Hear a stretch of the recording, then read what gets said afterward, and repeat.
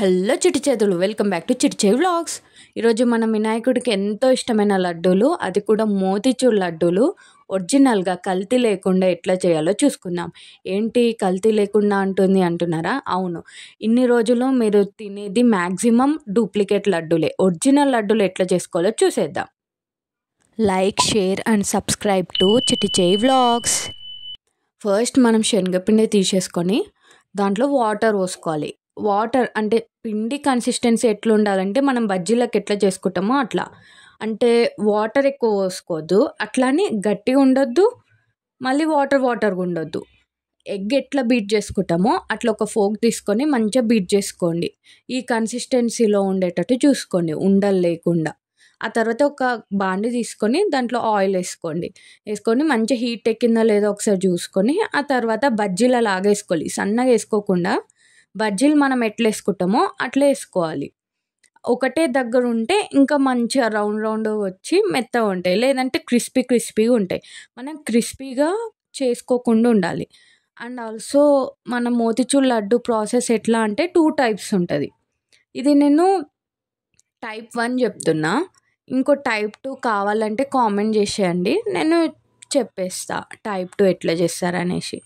ఇది కూడా 2 types easy ఉంటుంది. ఇది ఒక టైప్ ఏంటంటే నార్మల్గా బజ్జీలలాగా వేసుకోవాలి. ఆ తర్వాత మిక్సీలోకి తీసుకోవాలి. బజ్జీలు అవి మనం ఏదైతే తీసుకున్నామో దాన్ని కొంచెం కూల్ అయ్యే తర్వాత అందులోకి వేసుకోవాలి. ఆ తర్వాత మిక్సీ మంచిగా ఎట్లా అంటే కచ్చా పౌడర్ లాగా కాకుండా. ఇప్పుడు నేను చూపిస్తున్నా చూడండి. మోతిచూర్ అంటే ఏంటి? మోతి అంటే మనం సన్న పూసలు అన్నట్టు. అట్లా సన్న పూసలాగా వచ్చినప్పుడు బంద్ చేసుకోవాలి. ఆ తర్వాత షుగర్ ఎట్లా తీసుకోవాలంటే నేను ఇక్కడ 1.5 అంటే 1.5 కూడా కాదు, కొంచెం పావు గ్లాస్ తక్కువ తీసుకున్నా. దానికి తగ్గట్టే వాటర్ సేమ్ కన్సిస్టెన్సీలో తీసుకోవాలి. 1 గ్లాస్ షుగర్కి 1 గ్లాస్ వాటర్ అట్లా తీసుకోండి. నేను ఇక్కడ ఫుడ్ కలర్ యాడ్ చేస్తున్నా, ఇది ఎడిబులే కానీ మీకు అది ఆప్షనల్. నేను ఫుడ్ కలర్ని కూడా ఏం ఎంకరేజ్ చేయట్లేను. మీకు ఇష్టం ఉంటే కలర్ఫుల్గా అట్లా తీసేసుకోండి.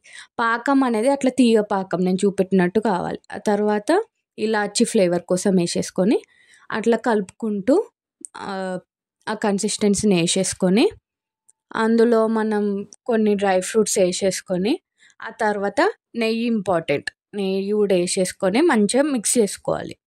చూసిర్రు కదా, అట్లా మనకి చిన్న పూసల్లాగా కనిపిస్తుంది. అదే మోతిచూర్ లడ్డు.